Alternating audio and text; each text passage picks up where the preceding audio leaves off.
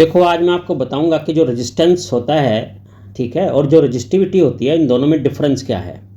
तो बेसिकली जो रेजिस्टेंस होता है ना, देखो, वो उस कंडक्टर की फिजिकल कंडीशंस पर भी डिपेंड करता है। फिजिकल कंडीशंस जैसे उसके टेम्परेचर पर डिपेंड करता है, उसके साइज पर डिपेंड करता है, उसकी शेप पर डिपेंड करता है, क्रॉस सेक्शन एरिया पर डिपेंड करता है, लाइक दैट।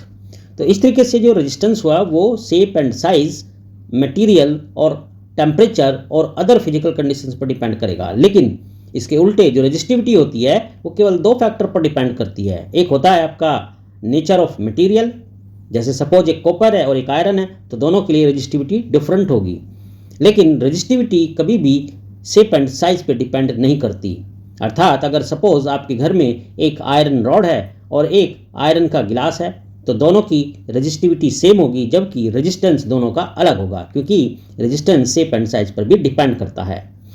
दूसरी बात, जो रेजिस्टेंस होता है उसका जो एसआई यूनिट होता है वो ओम होता है या वोल्ट पर एम्पियर होता है, जबकि रेजिस्टिविटी जो होती है, रेजिस्टिविटी का जो यूनिट होता है, एसआई यूनिट, वो होता है ओम मीटर। तो ये कुछ बेसिक डिफरेंसेस थे रेजिस्टिविटी और रेजिस्टेंस में। आई होप कि आपको समझ में आ गया होगा। और अगर चैनल आपने सब्सक्राइब नहीं किया तो इस चैनल को सब्सक्राइब कर लेना, ताकि आपको रेगुलर वे में नई नई चीज़ें और नई नई जानकारी फिजिक्स से रिलेटेड मिलती रहें।